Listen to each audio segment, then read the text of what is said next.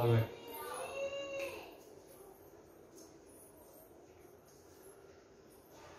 All right. How are you, students? In the previous lecture, motion of charge particle हम लोगों ने start किया था डाइपोल के बाद. Motion of charge particle in constant electric field, है ना. और चार्ज पार्टिकल से मतलब यहाँ था कि हम एक पॉइंट चार्ज का मोशन देख रहे थे अगर इलेक्ट्रिक फील्ड कांस्टेंट रहे तो. उस सिलसिले में हमने सबसे पहले देखा था कि अगर हॉरिजॉन्टल यूनिफॉर्म इलेक्ट्रिक फील्ड हो, है ना, इसमें सबसे पहले हम लोगों ने देखा था कि एक प्लस क्यू चार्ज को जिसका मास m है, अगर starts from rest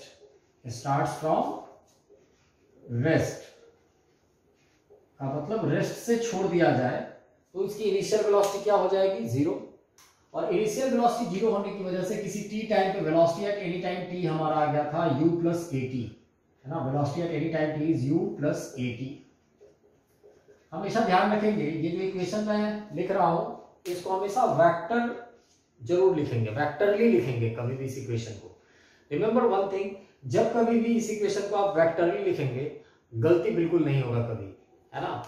तो v is equal to u plus at में u तो हमारा जीरो था और a हमारा कितना आया था, तो अगर इलेक्ट्रिक फील्ड E था यहाँ पे तो एक्सेलरेशन a वेक्टर आ गया था QE बाई m आ गया था. एक्सेलरेशन बिल्कुल उधर ही था जिधर हमारा इलेक्ट्रिक फील्ड था. क्यों? क्योंकि चार्ज हमारा पॉजिटिव था और पॉजिटिव चार्ज को एक्सटर्नल इलेक्ट्रिक फील्ड में रखते हैं तो हम जानते हैं कि फील्ड की तरफ फोर्स लगता है. तो ये a था हमारा QE by m into T. और अगर x एक्सिस की तरफ हमारा फील्ड हो तो यहाँ मैं आई कैप भी लगा दूंगा, यानी velocity at any time t हमारा यही था. क्या था? Velocity at any time t is QE by m into T I cap. तो मेरे से कोई कहता है कि वेलोसिटी टाइम ग्राफ क्या होगा, तो वेलोसिटी टाइम ग्राफ अगर मैं ड्रॉ करूं तो it is a straight line because q into e by m is a constant. Basically ये रिलेशन क्या आया, तो ये रिलेशन आया v is equal to QE by mt. QE by mt, QE by m को अगर मैं कांस्टेंट कहूं k तो मैं कह सकता हूं v is equal to kt. v is equal to kt और v is equal to kt का मतलब linear relationship between velocity and time. तो लीनियर रिलेशनशिप का ग्राफ, लीनियर इक्वेशन का ग्राफ स्ट्रेट लाइन होता है, हम जानते हैं. अच्छा, यहां पे अगर this angle is theta then tan theta will be what, k. tan theta क्या हो जाएगा हमारा, k हो जाएगा. ये ग्राफ ओरिजिन से क्यों पास कर रहा है, बहुत सारी बातें यहां निकल के आ सकती है. Because at t0 v is zero, है ना. t0 पे v जीरो है, यानी x को जीरो करने पे अगर y जीरो आता हो तो इतना तो कंफर्म है कि वो ग्राफ ओरिजिन से पास करेगा. तो ये छोटी छोटी बातें आप 11th में पढ़े होंगे, बहुत ज्यादा डिटेल में अभी हम नहीं जा रहे हैं, लेकिन एट द सेम टाइम जहां भी पॉसिबल होगा मैं चीजों को एक्सप्लेन करूंगा, है ना, 11th वाली चीजों को. तो ये था इसका VT ग्राफ. अगर हम यहाँ डिस्प्लेसमेंट टाइम ग्राफ की बात करें तो डिस्प्लेसमेंट टाइम ग्राफ किसी भी t टाइम पे अगर x निकालना होता है, यानी x eight any time t, यानी position at any time t, और इनिशियल पोजीशन अगर हमारा क्या रहता, ओरिजिन रहता, मतलब चार्ज को जहां से आप रिलीज किए हो, मान लो यही वो रिलीज पॉइंट है और ये हमारा 0,0 है, मतलब यहां पे रखा था हमने चार्ज को, इलेक्ट्रिक फील्ड आया और हमने छोड़ दिया, है ना. मतलब चार्ज ने जहां से मोशन स्टार्ट किया है अगर वो पॉइंट हमारा ओरिजिन हो then position at any time t को हम क्या लिख सकते हैं, position at any time t को हम लिख सकते हैं ut plus half at square. ये सारे इक्वेशंस क्यों मैं लिख पा रहा हूं, मैंने प्रीवियस लेक्चर में बताया था. ये v is equal to u plus at या x is equal to ut plus half at square, ये सारे इक्वेशंस मैं इसलिए लिख पा रहा हूं because acceleration constant, acceleration is constant. तो ut plus half at square का मतलब u तो जीरो है हमारा, है ना. तो ut खत्म हो जाएगा, हाफ at क्या हो जाएगा QE by m into T square और आई कैप लगा देंगे क्योंकि x एक्सिस की तरफ हमने फील्ड को माना है, यानी x इज इक्वल टू क्या आ जाएगा, तो x is equal to very simple QE by m, QE by 2m t square आ जाएगा. अगर QE बाई 2m को मैं कोई कांस्टेंट कहूं, है ना, जैसे v is equal to kt में k को मैं k1 कहूं सपोज, और इस QE बाई 2m को मैं k2 कहूं, यहां QE बाई m को मैं k1 कहा था, तो ये आ जाएगा x is equal to k2 t square. मतलब x और t का रिलेशनशिप लीनियर नहीं आएगा. ऐसे रिलेशनशिप को जिसमें y या x में से किसी एक का पावर 2 हो, है ना, किसी एक का पावर 2 हो और दूसरे का पावर, जैसे y का पावर 2 हो और x का पावर 1 हो, या x का पावर 2 हो y का पावर 1 हो, मैक्सिमम पावर की बात हो रही है, then the equation is quadratic. Equation is called quadratic. और क्वाड्रेटिक इक्वेशन का जो ग्राफ होता है वो पैराबोला होता है। क्या होता है? पैराबोला। आपने पैराबोलिक ग्राफ को ड्रॉ करना सीखा होगा बेसिक मैथमेटिक्स में 11th में। नहीं भी सीखा है, अगर थोड़ा सा कंफ्यूज भी कर रहे होंगे तो मैं सिखाऊंगा। तो देखिए, ये अगर x एक्सिस पोजीशन को, x is position and t is time, अगर मैं पोजीशन को y एक्सिस पे और टाइम को x एक्सिस पे रखूं, then the graph is like this. ये x ग्राफ हमारा हो जाएगा, है ना। x ग्राफ क्या होगा?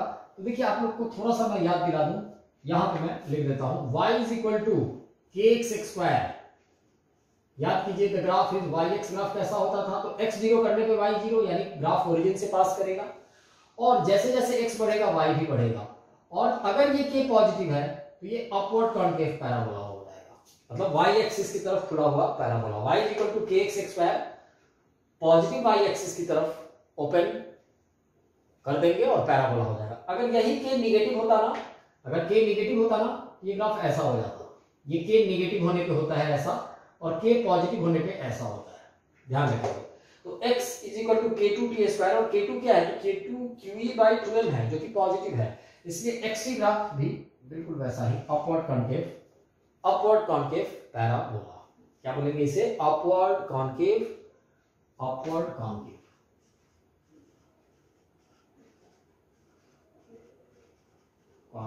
पैराबोला। ये क्या था? तो ये स्ट्रेट लाइन था। तो x graph is upward concave parabola, है कि नहीं?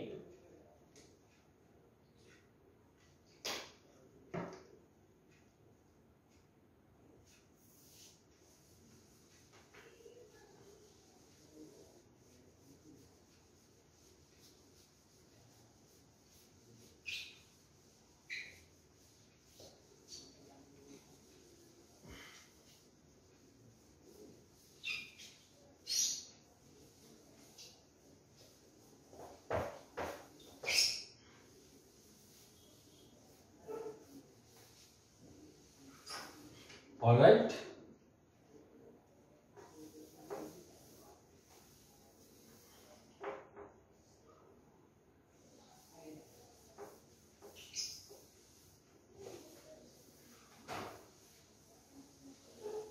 यहाँ पे और भी चीजें पूछी जा सकती है, जैसे मैंने इनिशियल वेलोसिटी 0 दिया था, है ना।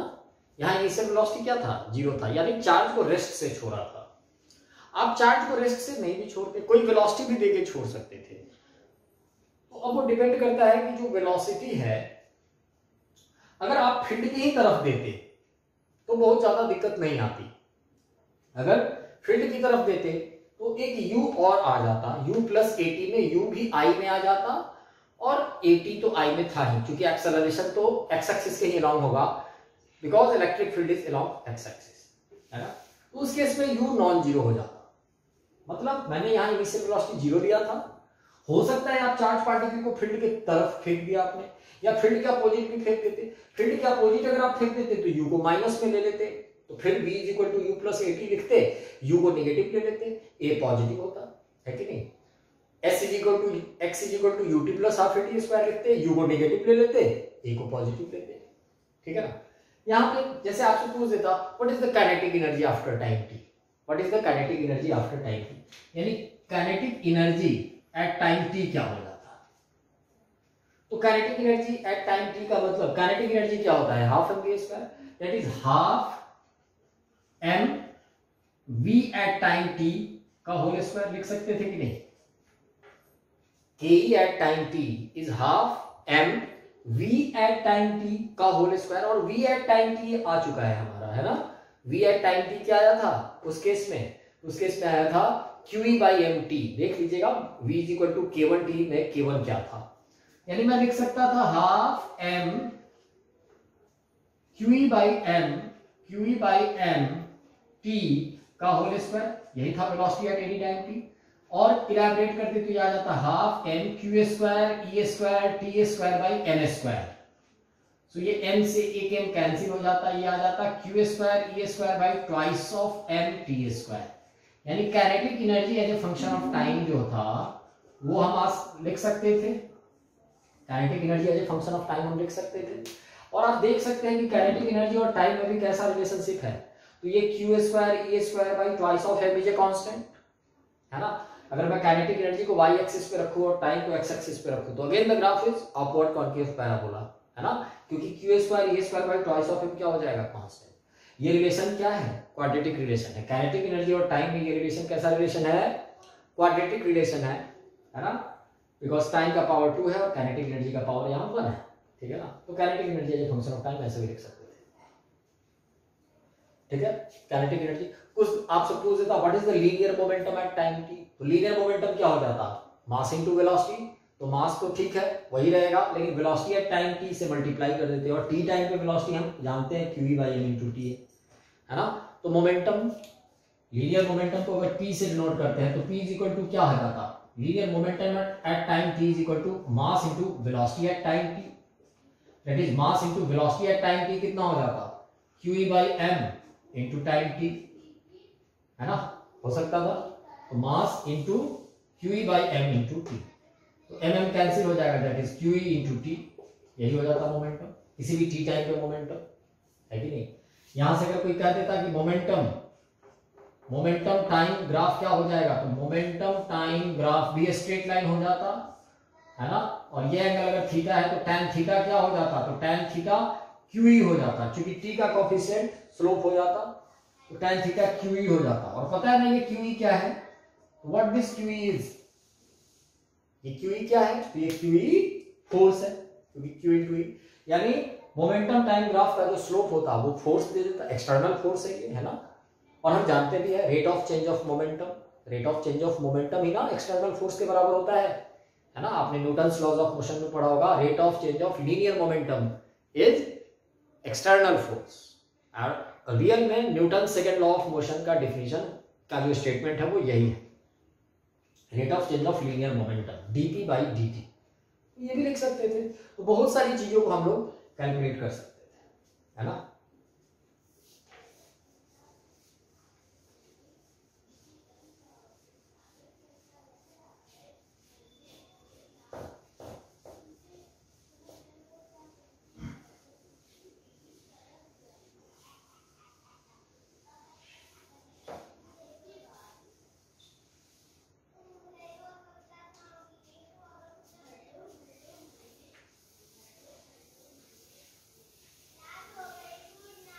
All right.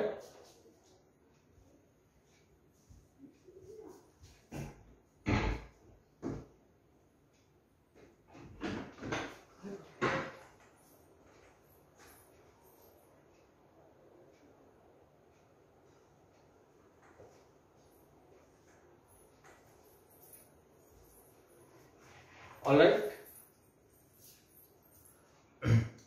अब हम सेकेंड केस के बारे में देखते हैं। सेकेंड केस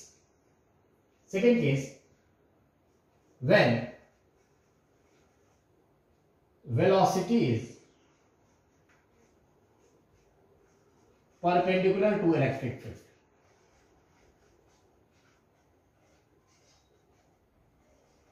वहां क्या था कि वहां वेलोसिटी, जिस केस को डिटेल डिस्कस किया है हमने उसमें तो वेलोसिटी हमने दी ही नहीं थी, इनिशियल वेलोसिटी क्या था, 0 था, रेस्ट से रिलीज किया था। उसी केस के जैसा सिमिलर केस हो जाता अगर हम बिल्कुल वैसे ही डिस्कस करते। मैंने बताया भाई कि अगर इनिशियल वेलोसिटी को इलेक्ट्रिक फील्ड के अलोंग दे देते या एंटी पैरेलल दे देते, सारा का सारा जो इक्वेशन आता वेक्टर का वो आई में एक्स एक्सिस के ही अलोंग आता।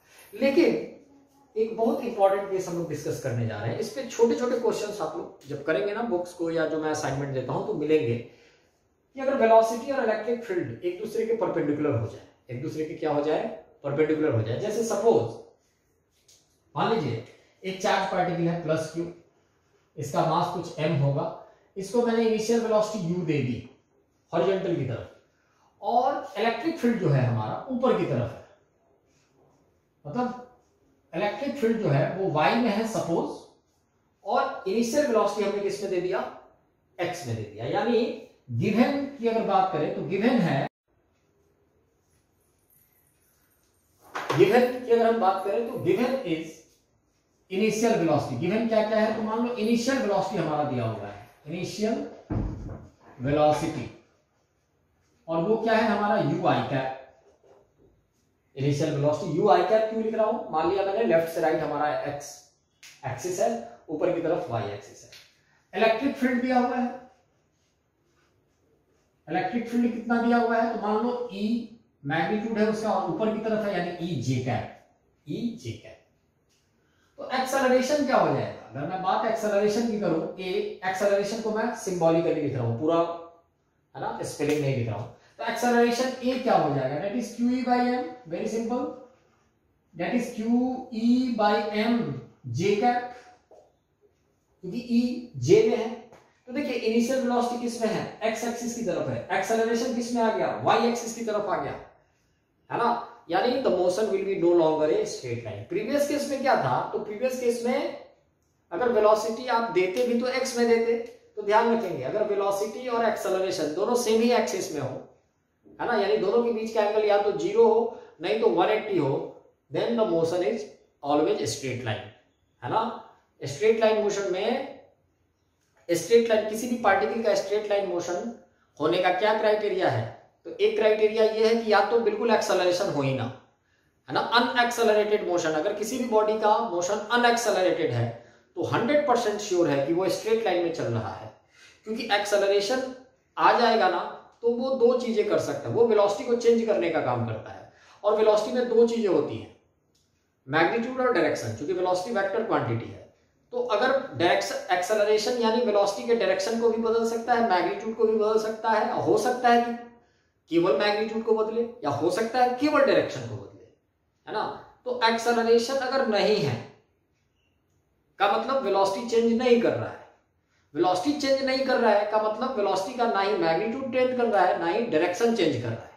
तो जब डायरेक्शन चेंज कर ही नहीं रहा है यानी निश्चित रूप से वो स्ट्रेट लाइन में चल रहा होगा।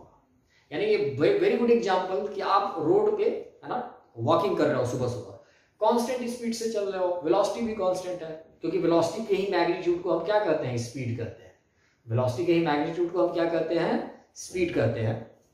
तो आप कांस्टेंट स्पीड से चल रहे हो, आप स्ट्रेट लाइन में चल रहे हो। लेकिन अगर आप किसी कर्व में चलने लगे तो एक्सेलरेशन आ गया, पक्का आ गया, क्योंकि बिना एक्सेलरेशन के मोशन का डायरेक्शन भी चेंज नहीं हो सकता है। तो वही बात है, यहां देखिए इनिशियल वेलोसिटी एक्स में है लेकिन एक्सेलरेशन वाई में आ गया, तो जैसे ही अलग एक्सिस में एक्सेलरेशन आएगा तो motion will be no longer a straight line. अब ये मोशन स्ट्रेट लाइन नहीं होगा, क्योंकि स्ट्रेट लाइन होने का क्राइटेरिया मैंने बता दिया। एक्सेलरेशन होने के बावजूद मोशन स्ट्रेट लाइन हो सकता है किसी बॉडी का, बशर्ते एक्सेलरेशन या तो वेलोसिटी के लॉन्ग हो नहीं तो वेलोसिटी के एंटी पैरेलल हो। जैसे वेलोसिटी एक्स एक्सिस की तरफ, एक्सेलरेशन भी एक्स एक्सिस की तरफ अगर हो तो भी मोशन स्ट्रेट लाइन हो सकता है। वेलोसिटी एक्स एक्सिस की तरफ, एक्सेलरेशन माइनस एक्स एक्सिस की तरफ हो तब भी मोशन स्ट्रेट लाइन हो सकता है। लेकिन वेलोसिटी एक्स एक्सिस की तरफ और एक्सेलरेशन वाई एक्सिस की तरफ हो जाए तब मोशन इन स्ट्रेट लाइन कभी नहीं होगा। वेलोसिटी एक्स एक्सिस की तरफ, है ना, एक्सेलरेशन जेड एक्सिस की तरफ हो जाए तब भी कभी नहीं होगा, तो ध्यान रखेंगे। तो अब यहां कैसे हम लोग डिस्कस करेंगे, तो यहां पे अगर कोई मेरे से पूछ दे velocity at any time t, velocity at any time t क्या हो जाएगा, किसी भी टी टाइम पे वेलोसिटी कैसे लिखेंगे, तो टी टाइम पे वेलोसिटी अगेन चूंकि एक्सेलरेशन क्या है, कांस्टेंट है, भले वाई एक्सिस में है, हमारा इनिशियल वेलोसिटी एक्स एक्सिस में है, एक्सेलरेशन वाई एक्सिस में है, ये एक अलग बात है, लेकिन है तो कांस्टेंट। इसलिए जब एक्सेलरेशन कांस्टेंट होता है तो we can use the formula v is equal to u plus at। So v is equal to हम लोग लिखेंगे u प्लस at। u कितना है हमारा, u i कैप, और a कितना है, q e by m j cap. So u i cap plus q e by m t j cap. यानी जैसे जैसे टाइम आगे बढ़ेगा, क्योंकि टाइम तो आगे ही बढ़ेगा हमेशा, वैसे वैसे वेलोसिटी का जो y कंपोनेंट है वो बढ़ता जाएगा। x कंपोनेंट तो फिक्स रहेगा, x component is u i cap, लेकिन y component of the velocity will increase with time linearly, x component constant रहेगा। यानी अब इसे मैं vx बोलूं, अगर u को मैं vx बोलूं और ये qe बाई m, इस u को मैं vx बोलूं, qe बाई m को मैं vy बोलूं, तो vx is equal to constant, vx fix रहेगा, लेकिन vy जो है ना वो बढ़ेगा टाइम के साथ, जब जैसे जैसे टाइम बढ़ेगा हमारा y component of the velocity बढ़ेगा। अच्छा, मेरे से कोई कहता है किसी भी टाइम पे स्पीड क्या होगी, तो स्पीड क्या होती है ना, ये तो वेलोसिटी एट टाइम t हो गई, क्योंकि ये वेक्टर वाइज वेक्टरली मैंने लिख दिया। स्पीड एट टाइम t क्या हो जाएगा, तो वेलोसिटी का मैग्नीट्यूड ही स्पीड होता है, तो वेलोसिटी का magnitude, this is the speed at any time t, because velocity at any time t का मैग्नीट्यूड। किसी भी वेक्टर का मैग्नीट्यूड कैसे निकालते हैं, तो under root u square plus QE by m t का whole square, that is Q square E square T square by m square, ये हो जाएगा speed as a function of time. This is speed as a function of time. तो speed निकाल सकते हैं, velocity as a function of time निकाल सकते हैं, है ना। आ रही बात समझ में?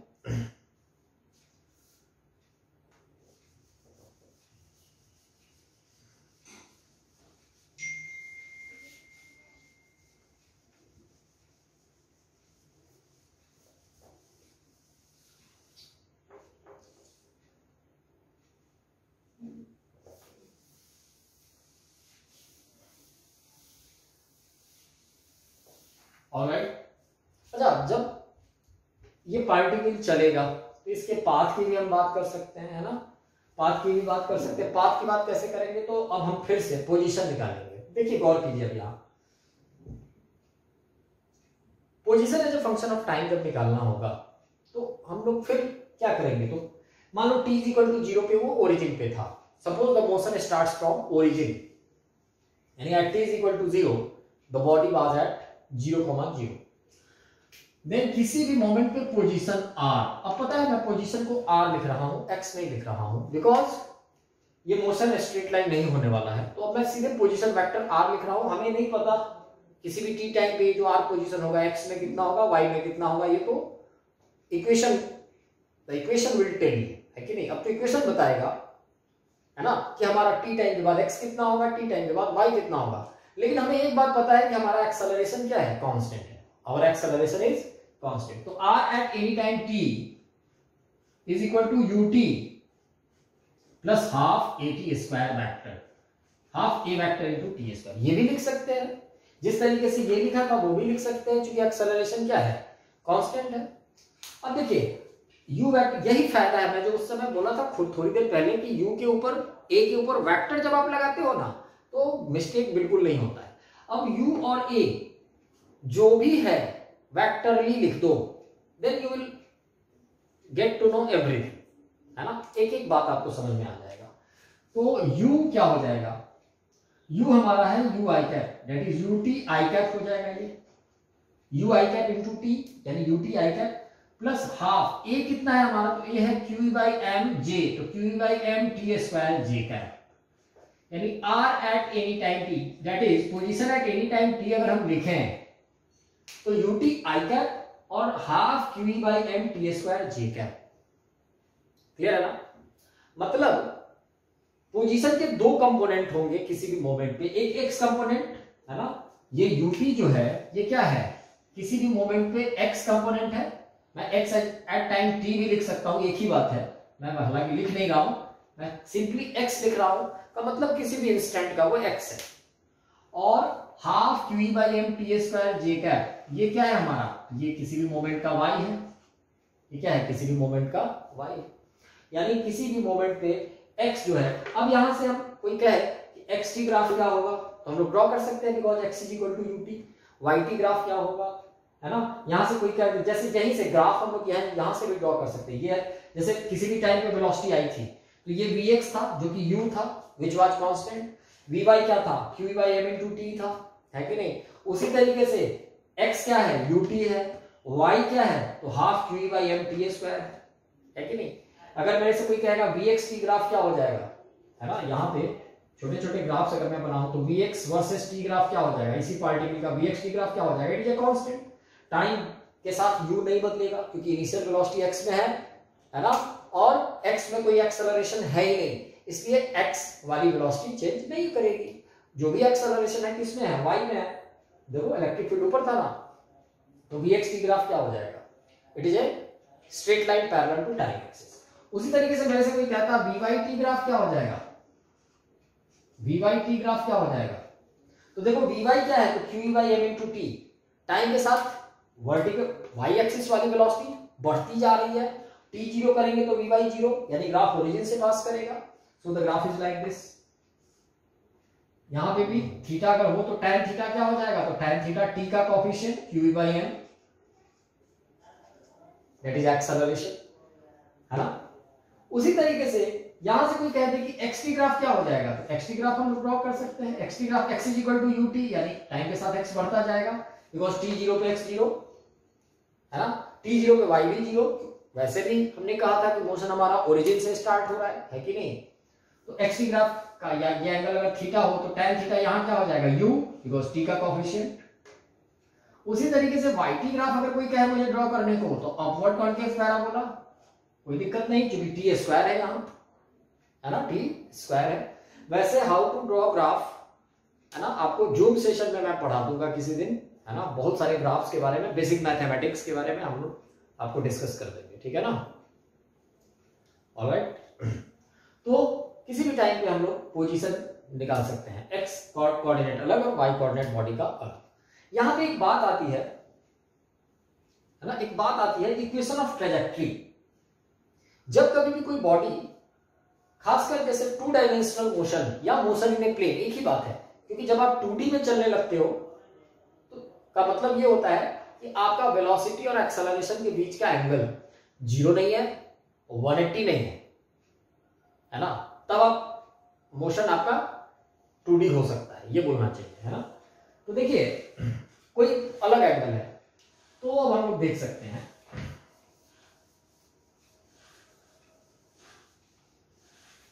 Equation of trajectory. क्या है इक्वेशन ऑफ ट्रेजेक्ट्री?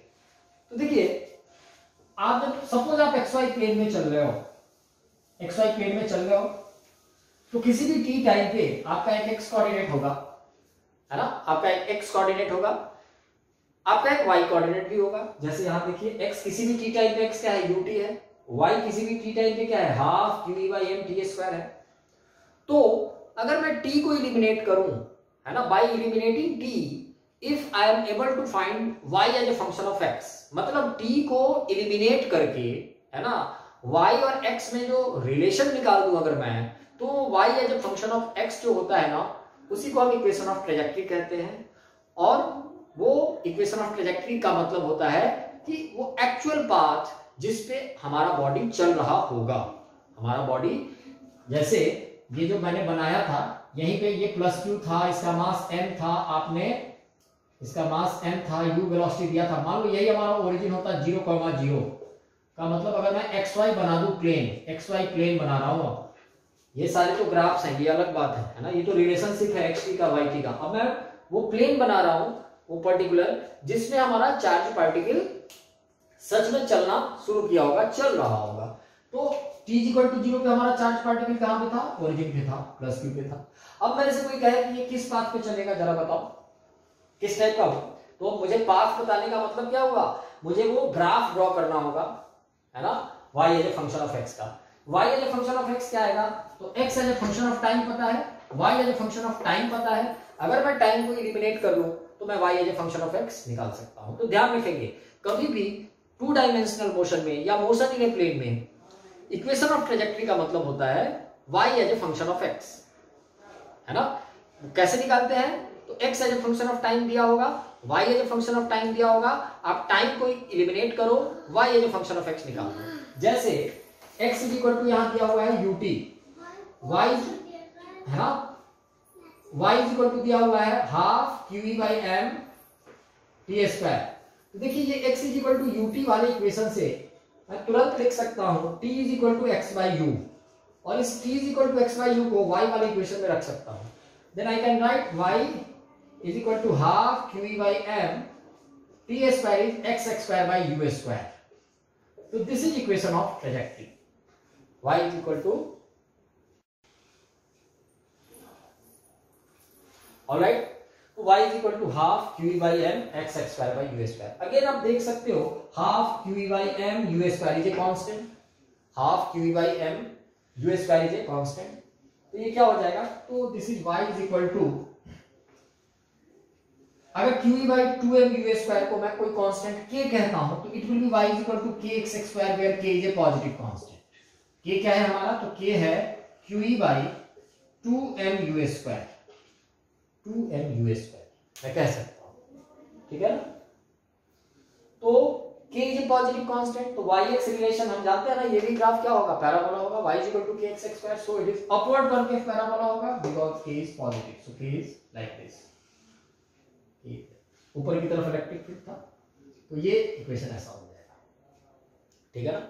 अच्छा एक चीज और जान जाइए कि जब हमने ये बना लिया ना y as a function of x, y as a function of x जब हमारा आ गया तो हम लोग स्लोप ऑफ द टेंजेंट यानी dy बाई dx निकाल सकते हैं, dy by dx, dy by dx कैसे निकाल सकते हैं, जैसे मान आपसे कोई पूछ दे कि जब पार्टिकल किसी पर्टिकुलर x पे था, है ना, तो उसकी वेलोसिटी x एक्सिस के साथ कितना एंगल बना रही थी। जैसे सपोज यहां पे जब पार्टिकल, क्योंकि बेसिकली ये जो आया ये क्या आया, तो ये वो पाथ आया जिस पाथ पे हमारा पार्टिकल मूव कर रहा है, तो इस पाथ पे जब वो चलना स्टार्ट करेगा तो मान लीजिए जब एक इंस्टेंट होगा जब वो यहां होगा, इस पॉइंट पे होगा, इस पॉइंट पे जब होगा तो इसकी वेलोसिटी किधर की तरफ होगी, तो इधर की तरफ होगी, क्योंकि जब आप करो पे चलते हो ना तो किसी भी इंस्टेंट पे आपकी वेलोसिटी का जो डायरेक्शन होता है वो टेंजेंट की तरफ होता है, किधर की तरफ होता है, टेंजेंट की तरफ होता है। तो इस टेंजेंट की अगर मैं बात करूं तो इस वेलोसिटी का डायरेक्शन कैसे निकलेगा, तो अगर इस पॉइंट पे टेंजेंट का स्लोप निकल गया, सपोज दिस एंगल इज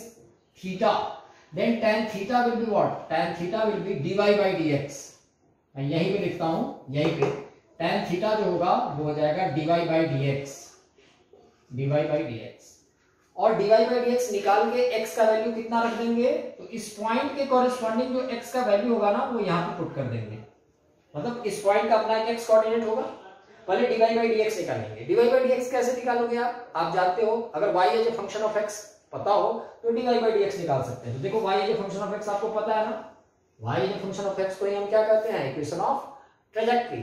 तो y as a function of x से डिफरेंशिएट अगर हम y को कर दें x के रिस्पेक्ट में, तो what I will get is dy by dx, और dy बाई dx निकाल करके वो पर्टिकुलर x का वैल्यू dy बाई dx जो आया है उसमें रख दें, तो what I will get slope of the tangent, और स्लोप ऑफ द टेंजेंट क्या बताएगा, तो स्लोप ऑफ द टेंजेंट दिखाएगा उस इंस्टेंट पे वेलोसिटी का x एक्सिस के साथ एंगल, बिकॉज tan थीटा आ जाएगा तो थीटा आ जाएगा, tan थीटा क्या हो जाएगा dy बाई dx, तो dy बाई dx भी हम निकाल सकते हैं। यहां पे dy बाई dx क्या हो जाता, जैसे y equal to kx square है भाई, k QE by 2mu square है, बाद में रख लेंगे, यहां से dy बाई dx क्या आ जाएगा, dy बाई dx हो जाएगा k तो ठीक है, x स्क्वायर का differentiation 2x, that is 2kx हो जाएगा, यानी 2k कितना है, तो k है QE by 2mu square into x, तो 2 cancel, that is QE by mu square x, this is the dy by dx। अगर QE mu स्क्वायर ये सब तो पता है हमें पहले से, मास, स्पीड का स्क्वायर, चार्ज, फील्ड सब पता है, अगर वो x पता हो और मैं यहाँ पे वो वैल्यू रख दूं तो ये dy बाई dx होगा, dy by dx tan theta होगा, tan थीटा से हम थीटा निकाल देंगे, और थीटा क्या होगा, तो उस इंस्टेंट पे वेलोसिटी का x एक्सिस के साथ एंगल, है ना, उस इंस्टेंट पे वेलोसिटी का x एक्सिस के साथ क्या हो जाएगा, वो एंगल हो जाएगा। अच्छा एक चीज और ध्यान रखेंगे, कभी कभी ऐसे क्वेश्चंस आपसे पूछे जा सकते हैं, जरा डिस्कस कर दूं,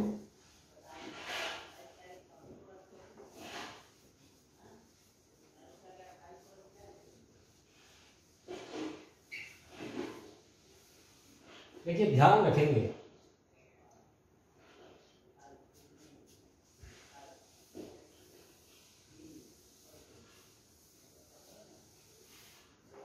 जैसे मान लीजिए yx ग्राफ और ये yx ग्राफ, बेसिक मैथमेटिक्स तो मैं आपको अलग से पढ़ाऊंगा, वो एक अलग बात है, लेकिन कुछ चीजें मैं आपको थोड़ा सा समझाता हूं, ध्यान में रखेंगे।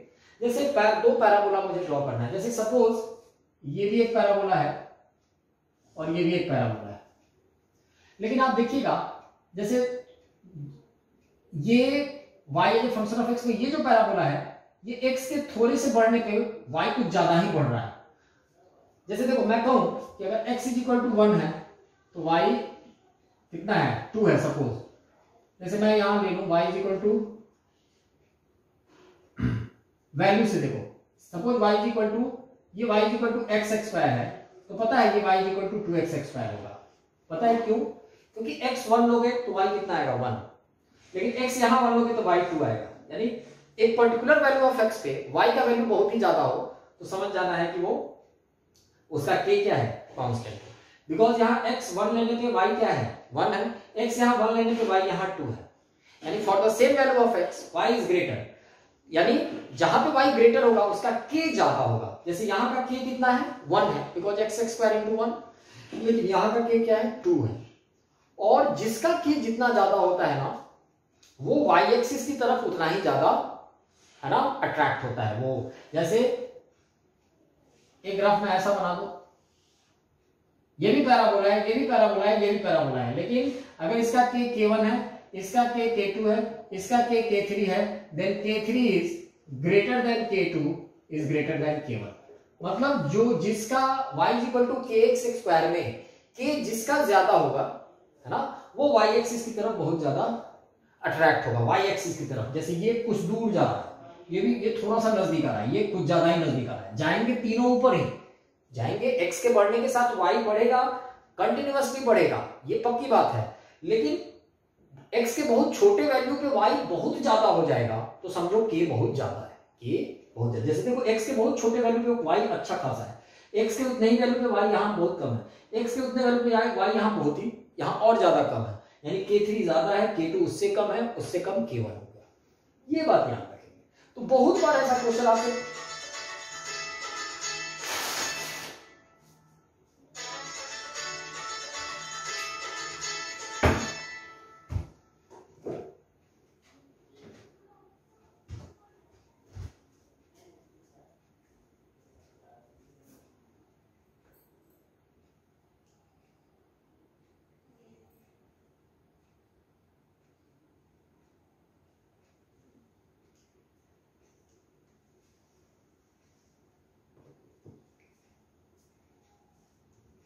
ऑलराइट। तो यहां k3 is greater than k2 is greater than k1 हो जाएगा। अगर हम देखें QE बाई यहां जो ग्राफ हमने देखा था y is equal to kx square, अब देखो y is equal to kx square, मान लो बहुत सारे चार्ज पार्टिकल हैं, दो या दो से अधिक चार्ज पार्टिकल हैं, उनका चार्ज अलग है, मास अलग है, लेकिन सेम इलेक्ट्रिक फील्ड में है ना, इनिशियल वेलोसिटी सेम देकर के छोड़ दिया, तो किसका पाथ कैसे आइडेंटिफाई करेंगे? ये हम लोग k1 k2 k3 को कंपेयर करके देख सकते हैं। जैसे मैं कहूं y इज इक्वल टू, ये बेसिकली ये सब पैराबोला है, पैराबोला आने का मतलब ये ग्राफ है। अगर मैं लिखूं y is equal to half QE by m x square by u square, तो अगर ये QE by 2m u square किसी का बहुत ही ज्यादा है, QE by 2m u square, तो 1/2 तो फिक्स है। ये ज्यादा होने का मतलब क्या होता है? Q ज्यादा होना या E ज्यादा होना या m u स्क्वायर कम होना, m कम हो जाएगा या u कम हो जाएगा, क्योंकि न्यूमरेटर बढ़ेगा तो फ्रैक्शन बढ़ेगा, डिनोमिनेटर घटेगा तो भी फ्रैक्शन बढ़ेगा, है कि नहीं? अच्छा Q बाई m किसी का ज्यादा हो, same electric field same velocity आपने दे दिया, तो किस Q बाई m जिसका ज्यादा होगा उसका ग्राफ बिल्कुल ऐसा होगा। Q बाई m किसे कहते हैं? स्पेसिफिक चार्ज को, है ना। तो यानी क्वेश्चन दे दे, ऐसा दे दे कि ये ग्राफ है, ये ग्राफ है ना, two charge particles are given same speed along horizontal in a vertical electric field. ध्यान से सुनना verbally, two charge particle is given same horizontal speed in a same vertical electric field, then which has the greater specific charge? ये वाले का नहीं, ये वाले का, इसका स्पेसिफिक चार्ज ज्यादा होगा, क्योंकि k ज्यादा होना का मतलब E U2 ये सब तो फिक्स हो गया। तो अब k किसका ज्यादा होगा? तो जिसका Q बाई m ज्यादा होगा, जिसका Q बाई m ज्यादा होगा, स्पेसिफिक चार्ज ज्यादा होगा। जिसका स्पेसिफिक चार्ज ज्यादा, ये वाला वैल्यू जिसका ज्यादा होगा वो ग्राफ y एक्सिस की तरफ और ज्यादा अट्रैक्ट करेगा। तो ये किसका पाथ हो जाएगा? For the same electric field and same horizontal speed, ये किसका पाथ हो जाएगा? तो ज्यादा स्पेसिफिक चार्ज वाले का ये पाथ हो जाएगा, कम स्पेसिफिक चार्ज वाले का ये पाथ हो जाएगा, है कि नहीं? ऐसे भी हम लोग देख सकते हैं।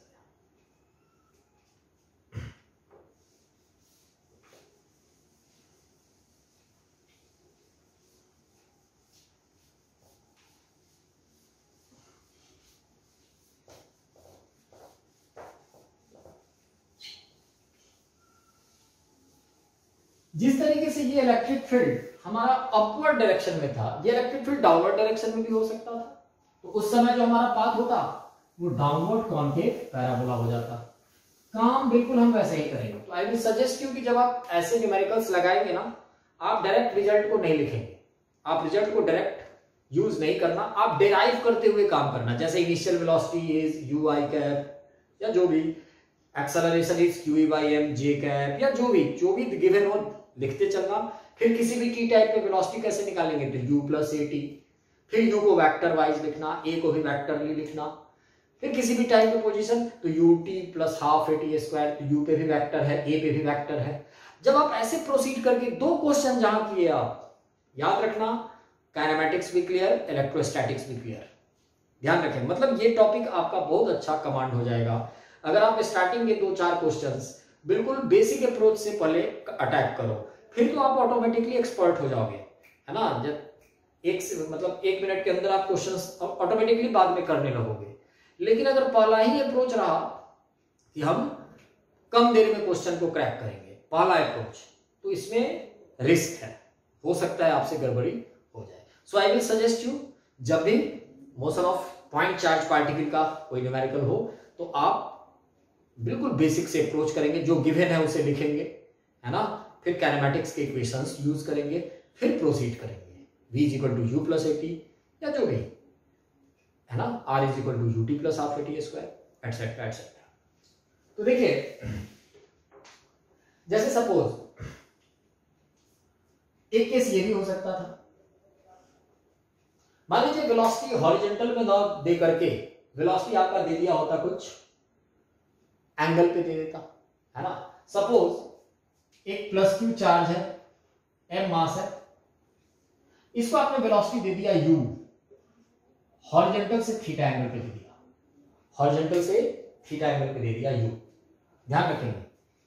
और इलेक्ट्रिक फील्ड जो है ना वो नीचे की तरफ है, इलेक्ट्रिक फील्ड किधर की तरफ है, नेगेटिव वाई एक्सिस की तरफ। मतलब अगर ये बोर्ड एक्स वाई प्लेन है, अगर ये बोर्ड एक्स वाई प्लेन है तो वेलोसिटी आप देख सकते हो, मतलब सपोज आपने जहां से फेंका वो ओरिजिन था 0,0, तो u आपका एंगल पे है, u आपका किस पे है, एंगल पे है ना। ये हमारा x है, ये हमारा y होगा, u हमने एंगल पे फेंका। इलेक्ट्रिक फील्ड हमारा E जो है वो वर्टिकली डाउनवर्ड है, वर्टिकली क्या है, डाउनवर्ड है। तो इसमें कैसे अप्रोच करेंगे वो मैं दे देता हूं, बाकी आप इसे डिटेल खुद आगे करना, मैं भी डिस्कस कराऊंगा बाद में। लेकिन अप्रोच कैसे करेंगे, ये थोड़ा डिफरेंट सिचुएशन आपको लग रहा है, लेकिन ये बहुत इजी है। ये आपको प्रोजेक्टाइल की याद दिला रहा है, प्रोजेक्टाइल मोशन। देखिए जिस तरीके से आज यहाँ इलेक्ट्रिक फील्ड की वजह से फोर्स लगेगा ना, प्रोजेक्टाइल में वही फोर्स हमारा वेट होता है, जिसकी वजह से g acceleration due to gravity आता है। तो अगर मैं कहूं कि इनिशियल वेलोसिटी u, यहाँ इनिशियल वेलोसिटी u मैं क्या लिखूंगा, तो मैं इनिशियल वेलोसिटी u लिखूंगा u cos theta i cap plus u sin theta j cap. ये हमारा इनिशियल वेलोसिटी वेक्टर हो गया, पहला काम तमाम, है ना, initial velocity vector. Acceleration a क्या लिखूंगा, तो एक्सेलरेशन a लिखूंगा। एक्सेलरेशन कैसे आएगा, तो force, external force by mass. Force किधर लग रहा है, तो नीचे की तरफ, क्योंकि चार्ज पॉजिटिव है, फील्ड नीचे है। सो QE बाई m, और किधर की तरफ, तो नीचे क्या है, minus J cap, so it is minus J cap. हो गया काम, तो finish. Because now you have u, now you have a। अगर कोई कहता है v निकालो तो u plus a T, u ये a ये t। कोई कहता है पोजीशन निकालो तो u t plus half a t square, u ये है a ये। और इक्वेशन ऑफ ट्रैजेक्टरी निकालो तो x और y में रिलेशन निकाल दो, t को एलिमिनेट कर दो, सब कुछ निकाल सकते हैं आप। तो इट इज ए होमवर्क, आप ट्राई करना, इसको पूरा एक्सप्लोर करना, है ना, सब चीज निकालना, ट्रैजेक्टरी का इक्वेशन, किसी भी टाइम पे वेलोसिटी, सब कुछ, जितने पॉसिबल चीजें होती है। ऑलराइट।